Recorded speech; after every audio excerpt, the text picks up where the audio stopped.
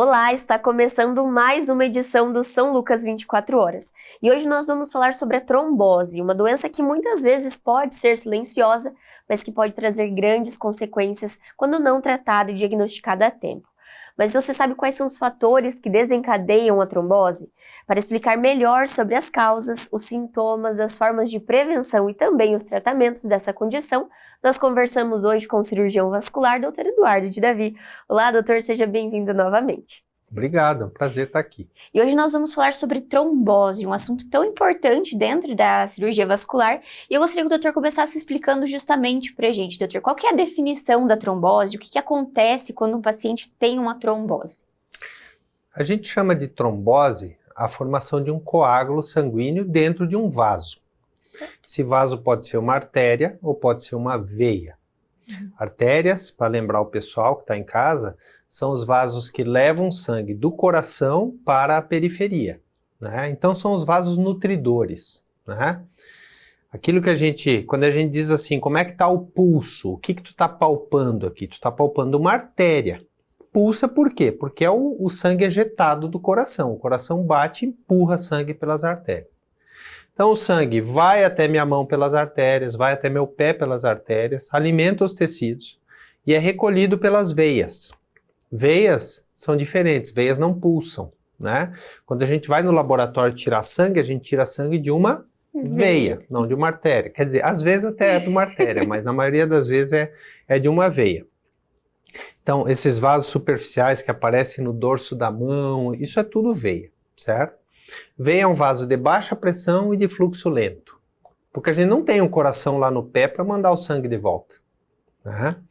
Então as tromboses podem ser tanto em artérias quanto veias. Hoje a gente está aqui para falar das tromboses mais comuns, que são as tromboses venosas e não as arteriais, que é quando o sangue coagula dentro de uma veia, normalmente uma veia do membro inferior, né, que são as tromboses venosas mais comuns, com todas as consequências que vão advir desse fenômeno.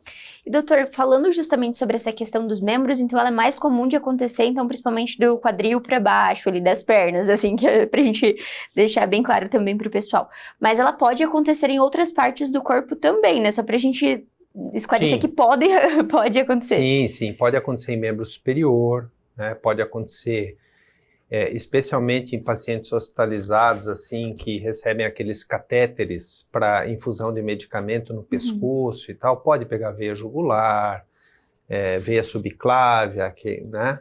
Pode acontecer em veias renais, raros, mas pode acontecer. Então, trombose pode acontecer em qualquer vaso, né? E existe uma justificativa, uma causa delas acontecerem principalmente na parte inferior, então, doutor, ou não? Nos membros inferiores, o que acontece é o seguinte, olha só, lembra que eu falei que a gente não tem um coração lá no pé para bombear o sangue de volta? Isso. A gente também não tem na mão, certo? Olha como é fácil. Se eu tô aqui sentado e eu simplesmente ergo a minha mão assim, ó, eu já esvazio as veias do meu braço por gravidade em direção ao meu coração. Então, a drenagem venosa dos membros superiores é muito facilitada por uma questão gravitacional. Normalmente a gente está com os braços ao nível do peito. Perna não. Quando a gente está sentado numa cadeira, quando a gente está em pé, imagina a dificuldade que é do sangue lá do teu pé, da tua panturrilha, voltar. Além disso, é uma massa muito grande de sangue nos dois membros inferiores, né? Porque os membros inferiores, eles participam com um percentual muito grande da nossa massa corporal. Então é por essas razões que a gente está mais vulnerável, né? Eu costumo dizer que é o preço que a gente paga por ser bípede, né? Porque o quadrúpede, o animalzinho que anda de quatro, ele distribui a pressão venosa de maneira equilibrada entre membros anteriores, entre as patas da frente e as patas de trás. O ser humano não. Ele sobrecarrega o sistema venoso dos membros inferiores porque ele é bípede, ele anda de pé. Ele senta com as pernas para baixo, né? Então a gente sempre tem, a gente costuma ter no dia a dia uma situação de sangue parado nas pernas, a não ser quando a gente está se movimentando, né? É justamente, a gente já chega nesse assunto também, que essa falta de circulação também vai causar alguns probleminhas mais pra frente. E, doutor, falando sobre justamente as principais causas, então, da trombose venosa, para depois a gente chegar nos sintomas que ela vai apresentar nos pacientes. Então, existem diversas causas, né, que a gente ouve falar muitas vezes na mulher, principalmente, escuta falar muito sobre a questão do anticoncepcional, mas existem também diversos motivos e vai depender também da situação e até mesmo da faixa de idade desse paciente, certo? Fatores associados, né? É assim, ó. Quando a gente vai estudar na faculdade de medicina como é que os coágulos se formam, a gente estuda um conceito que foi criado por um patologista há muitos anos atrás, que chama-se Tríade de Virchow.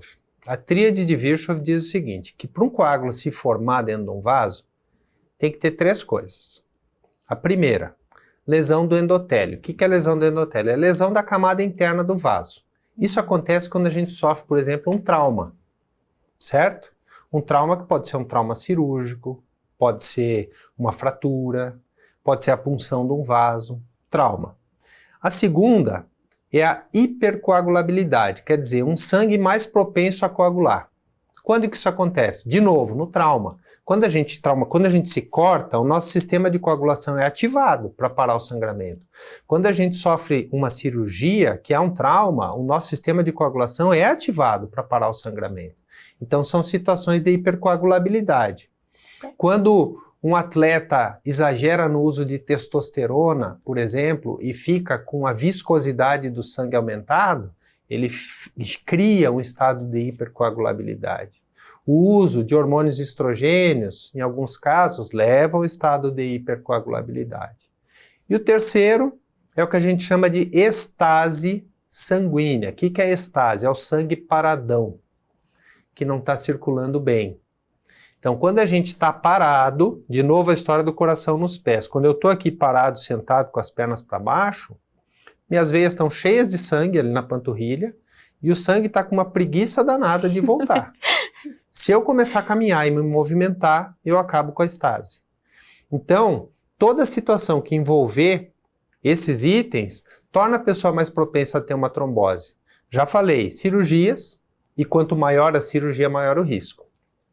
Outros estados de hipercoagulabilidade, a gestação, por exemplo, é um estado de hipercoagulabilidade, o uso de hormônios estrogênios, o uso de análogos da testosterona, algumas doenças de base genética que a gente chama de trombofilias, né? São pessoas que têm defeitos no sistema de coagulação, que muitas vezes são herdados geneticamente ou então adquiridos durante a vida. Situações de imobilização prolongada, a estase, né? Por exemplo, tu tá doente, tá com uma pneumonia grave, tua vovó tá com uma pneumonia grave, ela hospitaliza para tratar essa pneumonia. Onde é que ela fica no hospital? Numa cama. Fica ali 7 dias hospitalizada, ela não está se movimentando direito, está muito restrita, está propensa a ter trombose. Entendi. Você vai fazer uma viagem você resolveu que quer conhecer Dubai. Dubai é longe pra caramba, você vai pegar voos longos, né? Vai, sei lá, de São Paulo até Madrid, depois vai pegar outro voo de Madrid até lá. Entendi. Aí a passagem de classe executiva é muito cara, a gente vai de econômica, então você vai ali apertadinho no voo, sem mexer direito. É uma situação que pode de hipercoagulabilidade. Então, são inúmeras as situações que envolvem risco de trombose venosa profunda e, portanto, de embolia pulmonar. Né? E, doutor, falando sobre a questão do paciente, então, o doutor bem colocou aqui, qualquer paciente que passe por uma dessas situações pode fazer uma trombose, então, tanto homem quanto mulher, mas ele acontece geralmente mais em um ou em outro, em uma faixa de idade também que é perceptível o aumento desses casos, doutor? Então assim, a gente classifica o paciente de acordo com o risco dele sofrer ou não um evento tromboembólico venoso. Após os 40 anos de idade, esse risco aumenta mais. Certo. Em obesos aumenta mais, em pacientes com mobilidade reduzida aumenta mais, pacientes que têm uma história familiar aumenta mais, pacientes que têm um câncer, neoplasias, né? São pacientes mais propensos. Então a gente vai classificar o risco, existem diferentes classificações onde a gente aplica uma série de achados na história clínica do paciente, soma uma pontuação e aí a gente te classifica. Fala, ó, a Gabriela é uma paciente que tem um risco intermediário de trombose para fazer, por exemplo, a cirurgia plástica que ela quer fazer. A Gabriela quer fazer uma cirurgia de prótese mamária. Qual é o risco da Gabriela sofrer um evento tromboembólico venoso durante ou após essa cirurgia, né, no período perioperatório? A gente vai lá, quantifica e orienta, né, quais são as formas de reduzir esse risco. Que bacana. E doutor, falando também justamente sobre essa questão ainda do paciente, quais são os principais sinais, sintomas que aparecem então, ou muitas vezes não aparecem com a trombose? É visível também? Esse paciente já consegue identificar muitas vezes em casa, ou como o doutor disse, né, uma viagem de avião por muito tempo? Como que é feito também essa primeira identificação para então buscar um serviço de médico e uma orientação maior? Então, assim, normalmente existe um desses fatores desencadeantes que eu falei. Isso. Né? Uhum. Normalmente. Claro que existem tromboses que acontecem sem fator identificável, mas isso não é muito comum. O mais comum é o paciente ter passado por uma cirurgia, fez uma cirurgia de joelho, ou começou a tomar pílula faz 3 semanas, entendeu? Certo. O que ele vai sentir? Falando em trombose venosa dos membros inferiores, que é de longe a mais comum. O primeiro sintoma, e o mais importante, é o edema, o aumento do volume, o inchaço na perna. Que é um inchaço mais muscular. Então ele normalmente sente que a panturrilha ficou mais dura, mais pesada. Nem sempre o paciente tem dor, né? As pessoas têm o hábito de achar que trombose significa dor. Isso não é verdade na trombose venosa. Às vezes, em tromboses venosas menores, o paciente, a dor não é um sintoma importante, mas sim o inchaço. E aí assim, né, Gabriela? As tromboses venosas normalmente começam na panturrilha, abaixo do joelho, em veias pequenininhas. Se elas ficarem por ali, o sintoma pode ser muito sutil e pode até passar despercebido. O paciente pode não valorizar, ele sentiu uma dor muscular leve e deixar passar. Essas tromboses são tromboses benignas que raramente complicam. Certo. Conforme esse trombo vai subindo em direção à virilha, o sintoma vai ficando mais exuberante. Então, quanto mais próximo da virilha, da pelve, é a trombose venosa, mais sintoma o paciente vai ter, podendo chegar a situações graves, onde o membro fica todo inchado, todo grandão, coxa, panturrilha, pé e arroxeado, violáceo, com uma cor mais azuladona, sabe? Aí, invariavelmente, o paciente vai procurar atendimento porque é uma situação mais dramática, né? E, doutor, existe um tempo que geralmente, por exemplo, isso pode acontecer, desse trombo ir gradualmente subindo, então o paciente sentiu esse primeiro desconforto, não levou muitas vezes a sério, e posteriormente ele foi aumentando, tem uma estimativa de tempo que geralmente acontece, então demora 24, 48 horas, ou é muito individual de cada paciente, doutor?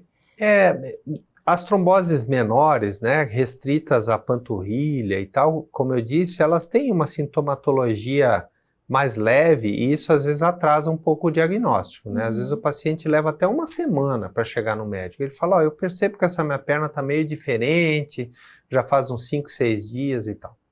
Quando a trombose é alta, aí o paciente procura rápido. Que é bem visível mesmo, né? É bem visível, às vezes em 24 horas o paciente, 24, 36 horas, o paciente já está bastante sintomático e aí ele acaba indo para o pronto-socorro, né, procurando o atendimento médico. E doutor, falando sobre, acho que esse é um ponto muito importante da gente falar justamente sobre as complicações, o que acontece se esse paciente não trata devidamente essa trombose, ou um paciente que teve uma trombose uma vez, ele pode ter novamente.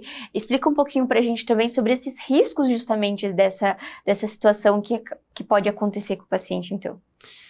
Eu vou sugerir que antes de falar do tratamento, que é o que você está me perguntando, a gente fale um pouco da importância disso do ponto de vista epidemiológico. Perfeito. Então eu quero te dizer o seguinte, que aqui no Brasil, a gente tem uma incidência anual de 1 a 2 casos de trombose venosa e ou embolia pulmonar para cada 1.000 habitantes. Então a gente está falando de mais de 200 mil casos ano no nosso país de eventos tromboembólicos venosos. 10% das mortes hospitalares são causadas por embolia pulmonar. 10%. Claro que muitas dessas mortes por embolia são subdiagnosticadas, porque às vezes o paciente evolui para óbito e a gente nem sabe o que foi que aconteceu. E para fazer o diagnóstico preciso, seria necessário uma autópsia para ir lá olhar nas artérias pulmonares e achar se foi de fato uma embolia. Mas a gente presume que até 10%. E em pacientes jovens, hospitalizados, a embolia pulmonar é a principal causa de morte súbita. Que é aquele paciente assim, poxa, fulano estava internado, fez uma cirurgiazinha lá e tal, e de um dia para o outro teve uma parada cardíaca. Certo. A principal causa desse tipo de fenômeno em jovens é a embolia pulmonar. Quer dizer, a embolia pulmonar é a principal complicação da trombose. Lembra que eu expliquei, né? O coágulo se solta, vai parar no pulmão. Embolia pulmonar, se não for diagnosticada e tratada, tem uma taxa de mortalidade que pode chegar a 30%, o que é muito alto em medicina. Quer dizer, nós estamos falando de uma doença que de cada 10 pacientes pode matar 3, levar ao óbito 3. É uma taxa de mortalidade muito alta numa doença aguda, sem tratamento. Quando você trata, você joga isso lá para baixo. A taxa de mortalidade cai para a faixa de 2 até 8%. Uhum. Então, daí a importância epidemiológica. Nós estamos falando da embolia pulmonar, que é uma complicação na fase aguda da trombose, principalmente nas primeiras 2 semanas. O paciente teve a trombose hoje, o trombo está molengão. É fácil dele se deslocar. E é por isso que na fase inicial ele precisa do diagnóstico e do início do tratamento com drogas anticoagulantes para estabilizar a trombose e impedir a embolia pulmonar. A longo prazo, existe um outro problema relacionado à trombose venosa, que a gente chama de síndrome pós-trombótica, que são sequelas no membro inferior que ocorrem em pacientes que tiveram trombose no passado. Quanto mais alta for a trombose, quanto mais perto da virilha for a trombose, maior a chance da pessoa desenvolver essas sequelas, que a gente chama de síndrome pós-trombótica. O que são essas sequelas? Pernas cronicamente inchadas, maiores, com varizes secundárias, varizes que foram surgindo com o passar do tempo naquela perna da trombose, escurecimento da pele na região do tornozelo e, por fim, o grau mais avançado da síndrome pós-trombótica são as feridas, as úlceras que se formam especialmente na região do tornozelo, na parte interna assim, do tornozelo, em pacientes que tiveram trombose venosa no passado. Então, essas são as principais, digamos assim, consequências da trombose venosa. Uma a curto prazo, que é a embolia pulmonar, e outra a longo prazo, que é a síndrome pós-trombótica. E o doutor comentou anteriormente sobre a questão do anticoagulante como uma forma de tratamento, mas existem outras também, doutor? Qual que é o manejo, então, desse paciente? Se é um paciente que fez uma cirurgia e ainda está em ambiente hospitalar, vocês têm um tipo de procedimento? Se é um paciente, então, que veio de casa com essa trombose, esse começo ali de uma situação mais inicial, quais seriam as opções e o que é feito em cada caso? São procedimentos cirúrgicos ou somente medicamentoso? Explica um pouquinho pra gente. Então vamos dividir entre prevenção e tratamento. Perfeito. Tá? Porque o segredo está na prevenção. Olha só, essa é a chave da... É a chave.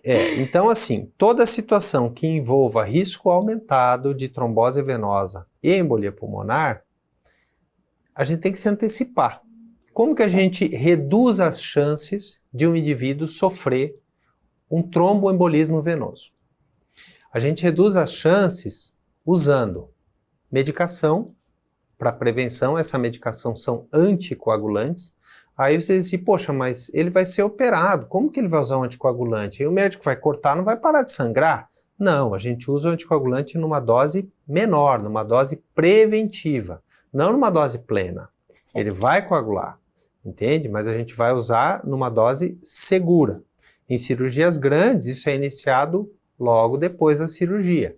Entendeu? Entendi. Então, medicação, especialmente em pacientes hospitalizados. Segundo ponto, movimentação precoce dos membros inferiores. Mobilização precoce. Tirar o paciente o quanto antes da cama. Se ele não puder sair da cama, movimentar as pernas mesmo deitado, fazer os movimentos de panturrilha, de dorsiflexão do pé. Ou com a ajuda de um fisioterapeuta. Ah, uma vez por dia? Não, sempre que lembrar. Entendeu? A gente fala para os pacientes, ó, olhou para o pé, começa a mexer, bombeia.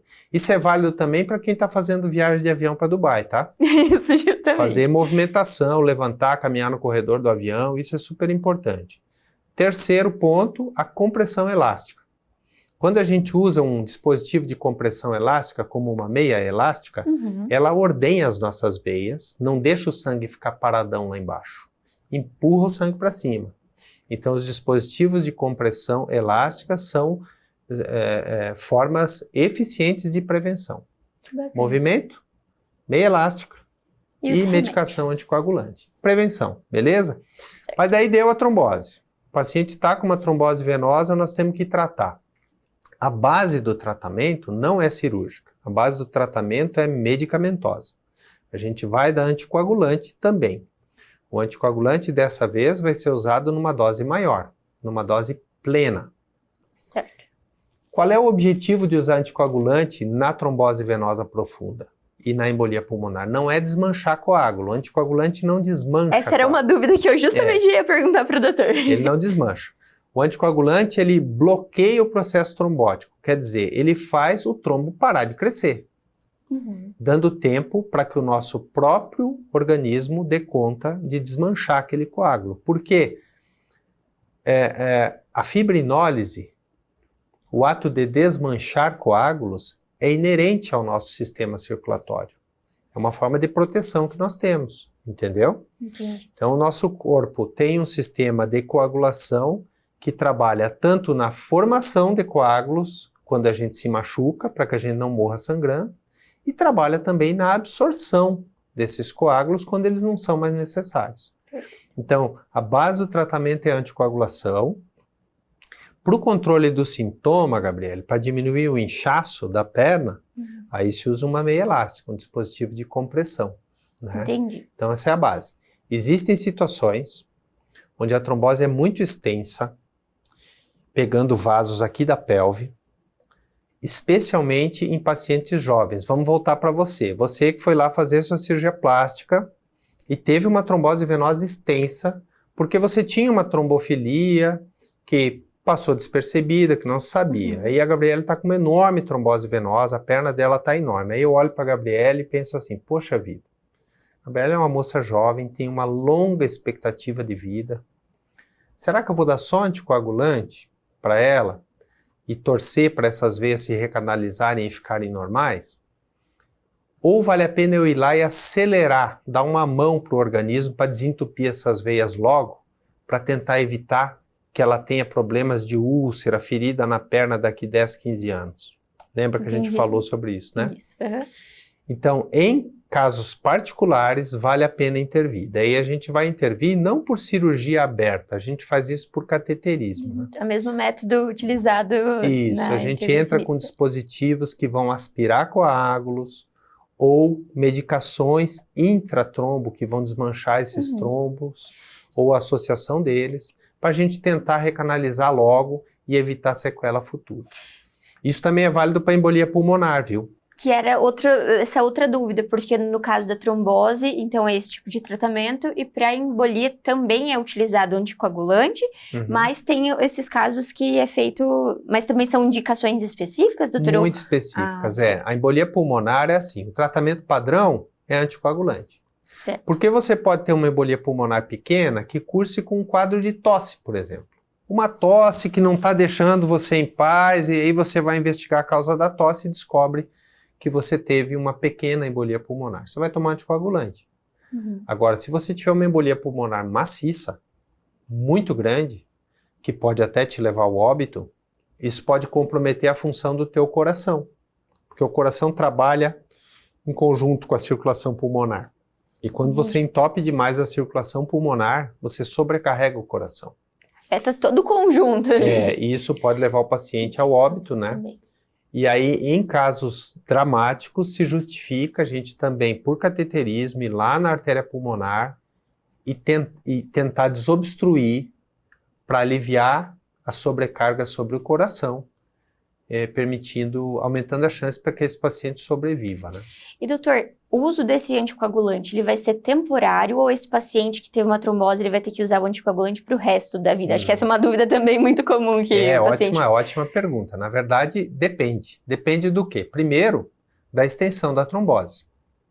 Se ela é uma trombose que pegou só veias pequenininhas da panturrilha, se pegou coxa, se pegou pelve. Certo. O segundo ponto, se o fator causal foi identificado. Por exemplo, o paciente teve uma trombose venosa secundária à retirada do útero. Foi lá e fez uma esterectomia, estava com câncer, teve que tirar o útero, que aliás é uma cirurgia quando as cirurgias pélvicas oncológicas têm uma taxa de tromboembolismo venoso muito alta. A pergunta que o paciente faz, doutor, eu vou ter que tomar um anticoagulante agora por quanto tempo? Se a causa foi neoplasia, foi câncer, enquanto houver indício de câncer, você vai tomar anticoagulante, entendeu? Certo. Junto com o tratamento do... Agora, por exemplo, uma trombose relacionada a uma cirurgia de prótese de joelho, que também é uma cirurgia com alto índice, né? Quando não é feita a prevenção adequada. Vai tratar por 4 a 6 meses, voltou a caminhar direitinho, tá tudo certo, pode parar o anticoagulante. Entendi. Então vai depender muito do... Muito, São vários fatores levados em consideração. E tem, inclusive, pacientes com tromboses venosas extensas em que você não pode usar anticoagulante por alguma razão, por risco de sangramento. Por exemplo, o paciente fez uma cirurgia para um tumor cerebral e no pós-operatório se descobriu, pós-operatório imediato, uma trombose venosa extensa do membro inferior. E você não pode dar anticoagulante ainda naquela fase porque pode sangrar a cabeça. Então, nesses casos, a tua preocupação vai ser assim, bom, deixa a trombose quieta aí, vamos diminuir a chance do paciente sofrer uma embolia pulmonar.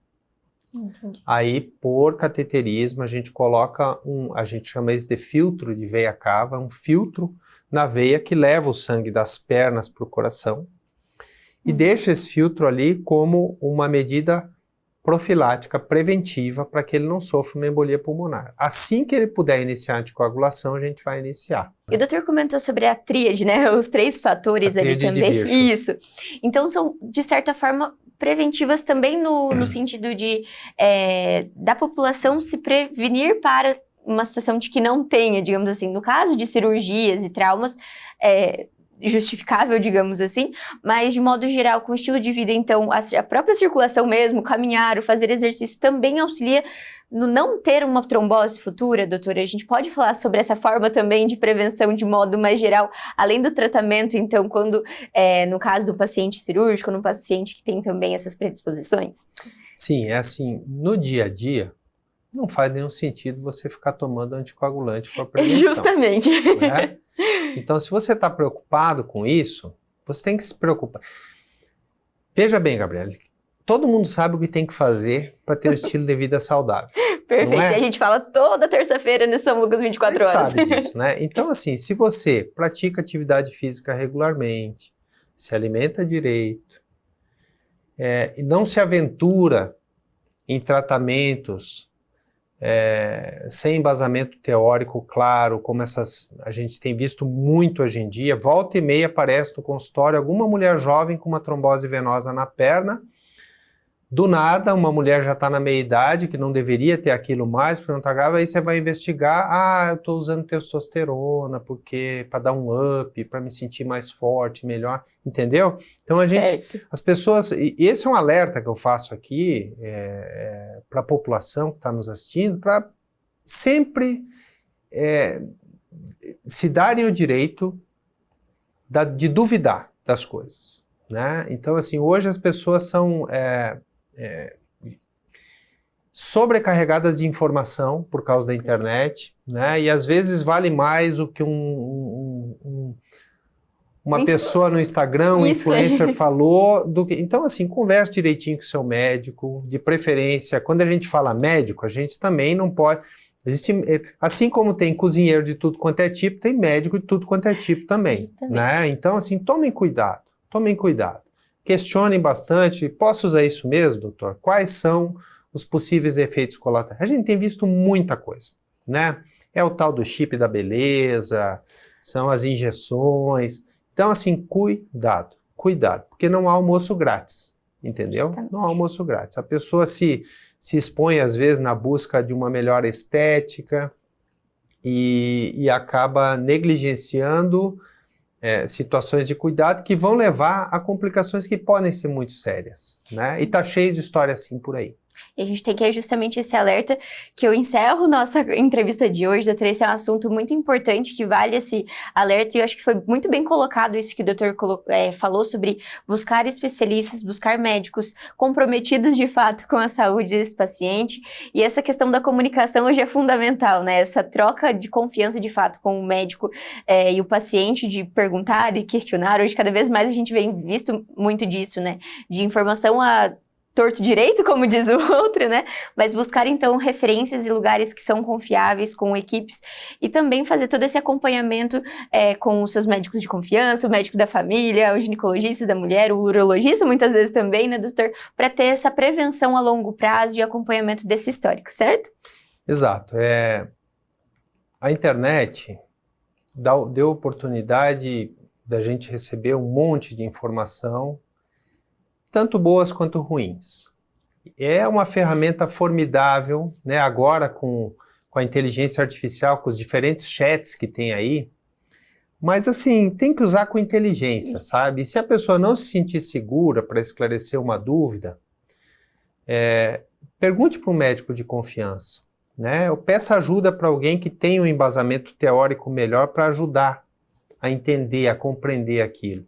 Para não se colocar em roubada, para não se colocar em fria, né? Que a nossa saúde é o bem mais precioso que a gente tem que cuidar também. Verdade, e a gente valoriza ela bastante, principalmente quando a gente a perde. Justamente. Doutor, muito obrigada pela participação. Sempre fica o convite para vir mais vezes. É uma honra tê-lo aqui conosco. Eu que agradeço. Muito obrigado.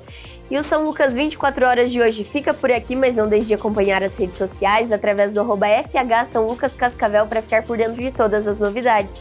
E até o próximo.